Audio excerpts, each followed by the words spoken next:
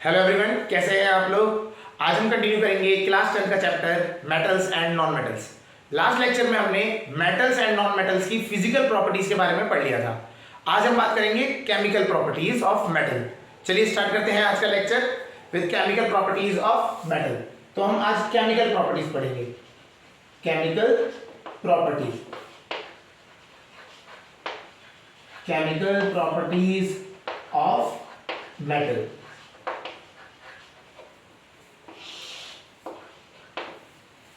ठीक है, तो आज के लेक्चर में हम बात ये करेंगे कि कौन से मेटल्स किस तरीके से रिएक्ट करते हैं, एलिमेंट से, लाइक ऑक्सीजन से कैसे रिएक्ट करते हैं, वाटर से कैसे रिएक्ट करते हैं, तो हम इनमें बात करेंगे। ठीक है, तो उसको पढ़ने से पहले अभी हम एक बात करते हैं रिएक्टिविटी एक्टिविटी सीरीज। एक सीरीज होती है, लिस्ट ऑफ मेटल्स है, रिएक्टिविटी या फिर एक्टिविटी सीरीज। एक्टिविटी सीरीज के नाम से भी जाना जाता है। तो ये एक्टिविटी रिएक्टिविटी सीरीज जो है मेटल्स की, इनको समझते हैं। बेसिकली ये लिस्ट एक सीक्वेंस में लिस्ट है मेटल्स की, जिससे हमें पता लग जाता है कि कौन सा मेटल ज्यादा रिएक्टिव है और कौन सा कम रिएक्टिव है। चलिए स्टार्ट करते हैं इस लिस्ट को। तो सबसे ऊपर आता है पोटेशियम की, पोटेशियम। फिर लिख देते हैं सर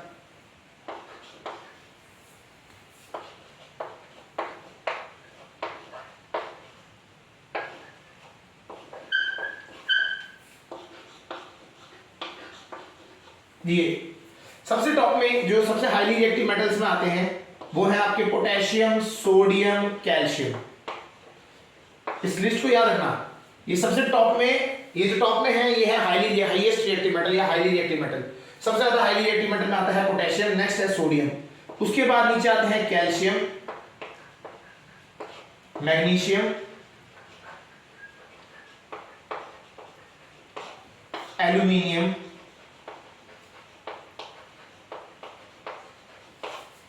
फिर जिंक, आयरन, निकल, कोबाल्ट, वो इसी रेंज में आ जाते हैं। निकल, कोबाल्ट जो ऐसे मेटल्स हैं वो भी इधर ही आते हैं। लेड, यहां पे एक लाइन कर देते हैं, यहां होता है हाइड्रोजन। ये जो लाइन है ये हाइड्रोजन लाइन है। इसके इससे ऊपर जो मेटल्स हैं ये हाइड्रोजन से ऊपर है हाईली रिएक्टिव में, ये जो नीचे है वो हाइड्रोजन से लेस रिएक्टिव है। तो ये आते हैं यहाँ पे copper, mercury, silver, gold, platinum,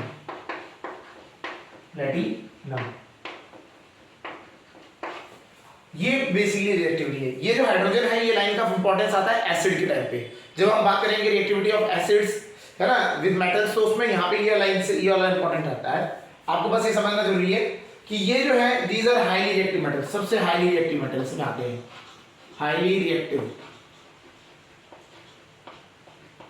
ठीक है, और ये जो है ये लास्ट वाली जो तीन है ये आपकी है लीस्ट रिएक्टिव, लीस्ट रिएक्टिव।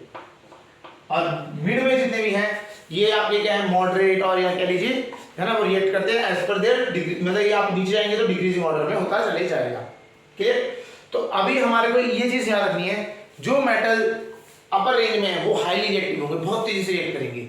अगर हम बात करते हैं पोटेशियम, सोडियम, कैल्शियम, ये इतने ज्यादा रिएक्टिव होते हैं कि इनकी जो स्टोरेज होती है, इनको जब रखा जाता है या तो उसे वो कैरोसिन में डिप करके रखते हैं या इसका एक एमेल्गम बना के रखते हैं मरकरी के साथ। मरकरी में डिप करके मरकरी की एक लेयर लग जाती है, इसके ऊपर एमेल्गम बन जाता है, तब ये वहां पे स्टोर किया जाता है। ठीक है, प्लस आपको इनको अगर हम एक तो स्टोरेज हो गया, स्टोरेज करना इनका मुश्किल है। सेकंड थिंग, अगर आप इनको कोई भी इनमें से कोई मेटल्स को अगर आप रिएक्ट करोगे तो आपको सबसे पहले क्या करना पड़ेगा, इनके ऊपर की जो कोटिंग है, ऊपर का जो सरफेस है उसे रब ऑफ करना पड़ेगा, चिप ऑफ करना पड़ेगा हल्का सा। क्यों? बिकॉज जब ये मेटल्स रहते हैं आपके तो इनमें क्या हो जाता है, ऑक्साइड की लेयर लग जाती है, इसके ऊपर ऑक्सीजन रिएक्ट कर जाती है। मेटल रखे थे आपने, इनमें ऑक्सीजन रिएक्ट कर चुका होगा, तो इनको जब आपको वापस रिएक्शन कराना है तो इसको पहले ऊपर से रिमूव करनी पड़ेगी वो लेयर, और तभी आप जाके रिएक्ट कर पाएंगे।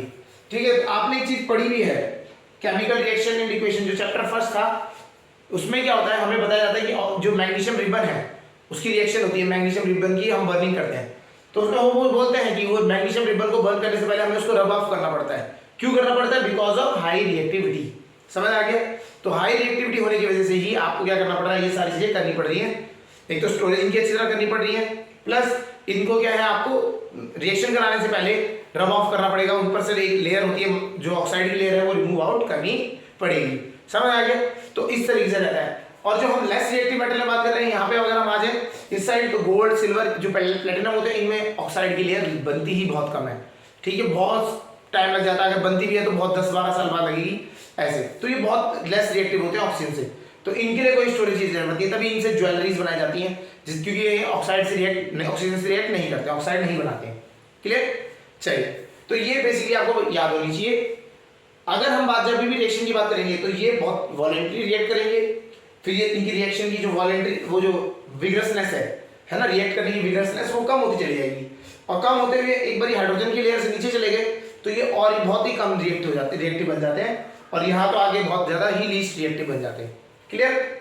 समझ आ गया होगा? अब इसके हिसाब से हम बात करते हैं मेटल्स की केमिकल प्रॉपर्टीज की। तो हम बात करेंगे कि मेटल्स के रिएक्शन कैसे कैसे करता है अलग अलग चीजों के साथ, है ना। तो सबसे पहली चीज बात करते हैं ऑक्सीजन के साथ। तो मेटल्स को हम क्या कर रहे हैं, रिएक्ट कर रहे हैं ऑक्सीजन के साथ। तो जो मेटल्स ऑक्सीजन के साथ रिएक्ट करता है तो होता क्या है ये समझते हैं। तो ये फॉर्म करता है metal oxides, metal oxides form करता है। तो हमें याद रखना है metal react with metal react with oxygen to give out metal oxide. Clear?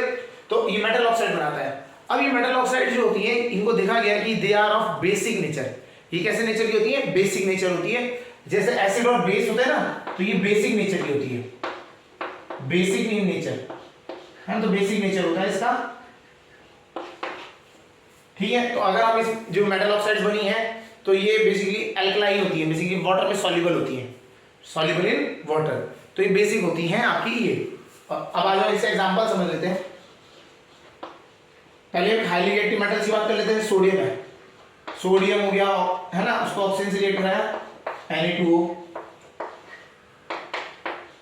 बहुत ज्यादा हीट। ये जो होते हैं सोडियम हो गया, पोटेशियम हो गया, ये ऑक्सीजन से इतनी तेजी से रिएक्ट करते हैं कि ब्लास्ट हो जाता है, तभी इनको केयर से रखना पड़ता है। अगर हम इनको सोडियम हो गया, पोटेशियम हो गया, जो हाईली रिएक्टिव मेटल है, इन्हें हम ऑक्सीजन में रख देंगे तो ये क्या होता है कि बर्न आउट करके बर्निंग फ्लेम की तरह बर्न कर जाएंगे और ये ब्लास्ट हो सकते हैं। ठीक है, तो ये होते हैं। उसके बाद नीचे अगर हम आ जाते हैं मैग्नीशियम के साथ, तो मैग्नीशियम भी बेसिकली क्या होता है, रिएक्ट कर जाता है। वो जो ऊपर वाले हैं सोडियम है, इनको तो कुछ टेम्परेचर देने की जरूरत नहीं है, नॉर्मल रूम टेम्परेचर पे जाता है। मैग्नीशियम को थोड़ा सा हीट देनी, बर्निंग करनी पड़ती है, बर्निंग करनी पड़ जाती है, तो ये बन जाता है magnesium oxide MgO with the brightest flame. आपको यहाँ लाइट मिलेगी, लाइट प्लस हीट। तो हमें लाइट जो होती है ब्राइट फ्लेम होती है। अगर आप मैग्नीशियम रिबन को बंद करते हैं, ब्राइट व्हाइट लाइट आती है, इनसे निकलती है। ठीक है, ये हो गया। उसके बाद नीचे अगर हम बात करें एल्यूमिनियम पे आ जाते हैं, तो एल्यूमिनियम ऑक्साइड बनता है Al2O3। इसके लिए टेम्परेचर आपको देना पड़ता है, ज्यादा है थोड़ा सा। ठीक है, जिंक एंड अदर, कॉपर का देख लेते हैं, कॉपर भी है। कॉपर जो है हाइड्रोजन से नीचे चले जाता है, इसको क्या करना पड़ता है, हीट करना पड़ता है। कॉपर ऑक्साइड ब्लैक कलर का आता है, ब्लैक कलर, इसका कलर मैटर करता है ना। तो ये कॉपर ऑक्साइड जो होता है ब्लैक कलर का, कॉपर का कोई बर्तन, तांबे का बर्तन होगा, उसे हम हीट कर देते हैं तो वो काला पड़ने लग जाता है।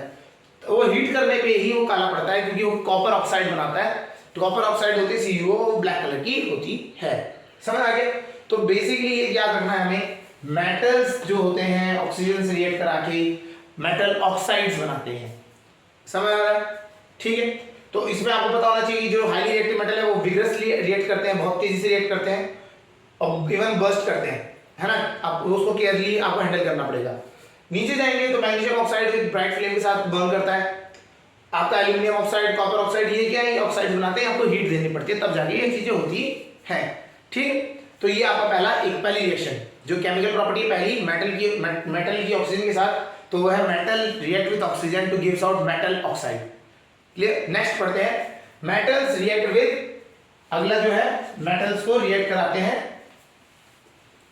मेटल्स को रिएक्ट करा देते हैं यहां पे हम वाटर से। सेकंड जो है metal react with water, metals को वाटर के साथ जब हम रिएक्ट कराते हैं तो क्या होता है, तो जब मेटल रिएक्ट विद वाटर होता है आपका, तो मेटल जो है मेटल ऑक्साइड ही बनाता है, हाइड्रोक्साइड, हाइड्रो ऑक्साइड बनाता है और आपका क्या निकलता है, hydrogen gas, hydrogen gas. Metals water के साथ रिएक्ट करके मेटल हाइड्रोक्साइड बनाते हैं और हाइड्रोजन गैस रिमूव होता है, ये आपको पता होना चाहिए। एग्जांपल से समझ लेते हैं इसको। ये सेकंड केस था, मेटल जो है वाटर के साथ रिएक्ट करके क्या बनाता है, metal hydroxide and hydrogen gas. तो एक एग्जांपल लिख लेते हैं, Mg प्लस वाटर मैग्नीशियम, तो ये बनाता है MgOH whole twice plus hydrogen gas, hydrogen gas liberate हो जाती है। ठीक है, अब सोडियम पोटेशियम अगर इसको आप वाटर के साथ रिएक्ट करते हैं तो होता क्या है, उनके साथ ना बहुत तेजी से एक रिएक्शन होता है, आपको देखा होगा आपने, बहुत सारे एक्सपेरिमेंट्स करते हैं कि सोडियम को पानी में डुबो दिया, तो होता क्या है, सोडियम को जब आप वाटर में डुबोते हैं तो एकदम से क्या होता है, सोडियम हाइड्रोक्साइड बनने की कोशिश करता है और क्या होता है, आपका हाइड्रोजन गैस निकलती है। ये हाइड्रोजन गैस इतनी तेजी से निकलती है, इतनी ज्यादा बहुत तेजी से इसका लिबरेशन होता है और इतनी ज्यादा हीट प्रोड्यूस होती है कि ये जो हाइड्रोजन है गैस है ये बर्स्ट कर जाती है। हाइड्रोजन गैस एक फ्यूल है, हाइड्रोजन जो गैस है वो एक फ्यूल की तरह काम करती है, उसमें अगर आप आग लगाएंगे तो वो जलेगा, बर्न करेगा फ्यूल की तरह। तो ये इसमें क्या है, हाइड्रोजन गैस रिलीज हो रहा है, प्लस हीट इतनी प्रोड्यूस हो जाती है कि वो जो हाइड्रोजन गैस है वो बर्स्ट कर जाती है। तभी क्या होता है, जब आप सोडियम को पोटेशियम को अगर आप पानी में डालेंगे तो वो बर्स्ट कर जाते हैं, धमाका होता है उनमें, समझ आ गया।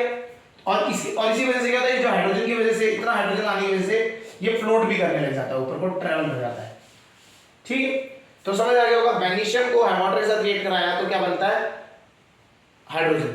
अच्छा, ये रिएक्टिविटी का वही केस है, सोडियम पोटेशियम ये जो होते हैं ये रूम टेम्परेचर पे कर जाते हैं, मैग्नीशियम एल्यूमिनियम इनको थोड़ी सी हीट देनी पड़ती है, मैग्नीशियम तक हीट देनी पड़ती है।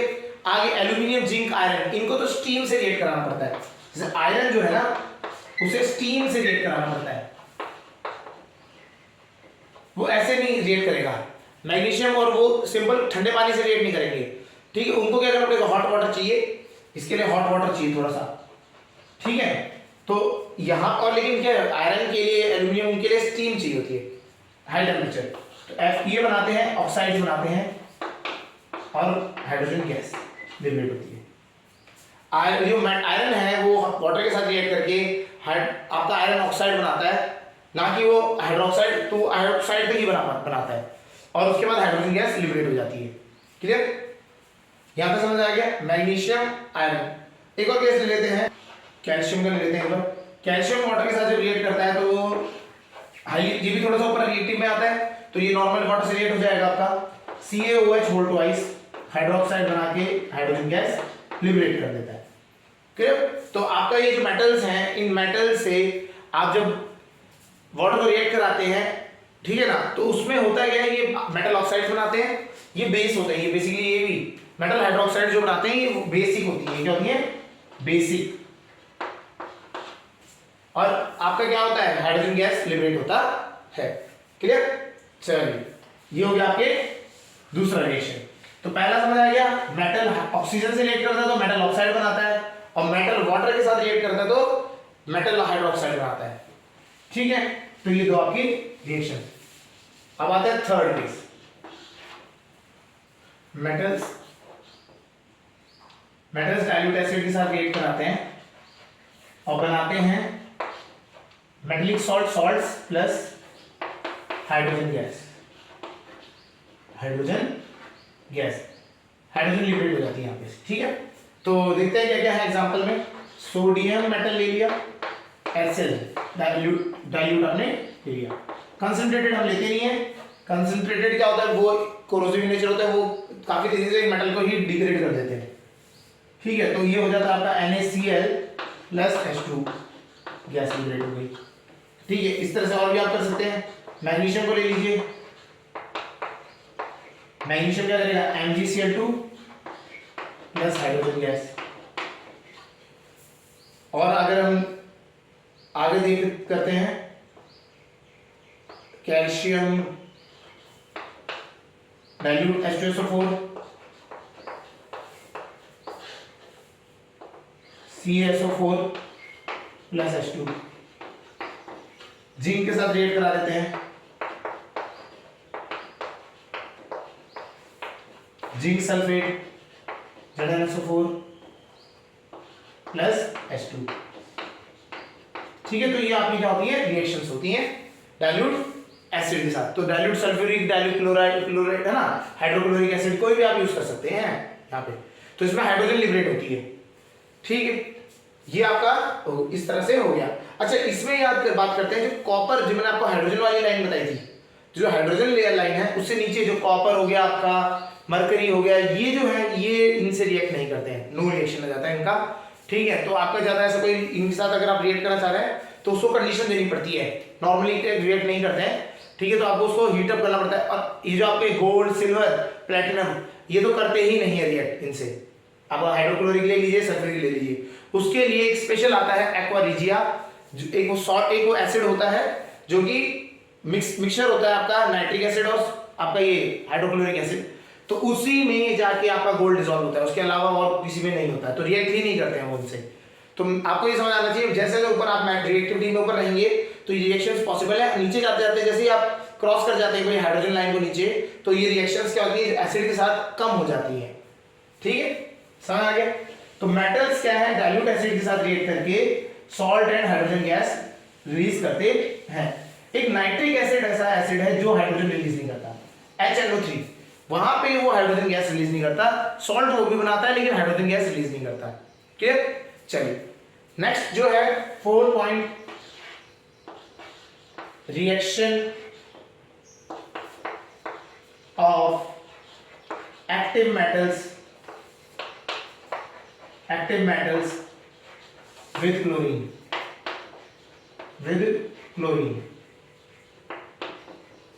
क्लोरीन के साथ अगर हम बात करें, जो हाईली रिएक्टिव मेटल्स हैं वो क्लोरीन के साथ रिएक्ट करके क्लोराइड्स बनाते हैं। ठीक है, तो याद रखना मेटल्स जो है वो क्लोरीन के साथ रिएक्ट करके मेटल क्लोराइड्स बनाते हैं, मेटल क्लोराइड्स।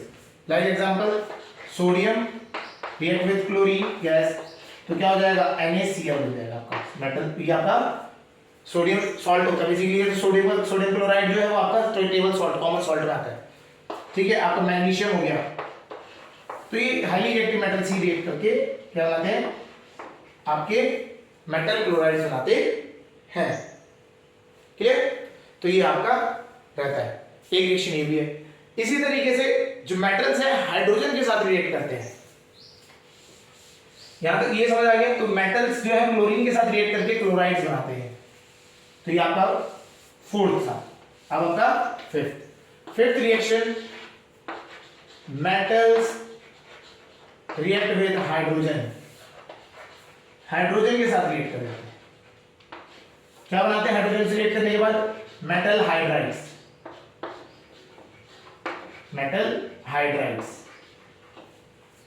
मेटल के साथ रिएक्ट करके मेटल हाइड्राइड्स बनाते हैं। एग्जांपल आपका सोडियम हाइड्राइड।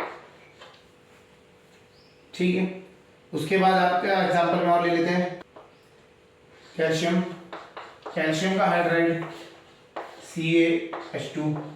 तो ये इस तरीके से हाइड्राइड्स बना देते हैं आपके। तो एक मेटल्स जो है वो हाइड्रोजन से रिएक्ट करके मेटल हाइड्राइड्स बनाते हैं, ये हमें पता होना चाहिए। ठीक है, एंड लास्ट जो होते हैं वो होते हैं आपका 6th, मेटल्स क्या करते हैं, सॉल्ट्स के साथ कैसे रिएक्ट कर जाते हैं। हाईली रिएक्टिव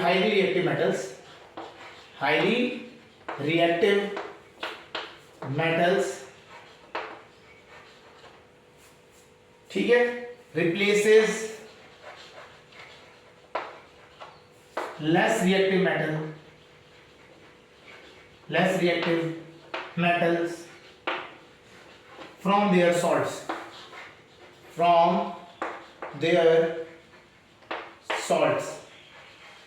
सॉल्ट से इसको क्या कर देते हैं, रिप्लेस कर देते हैं।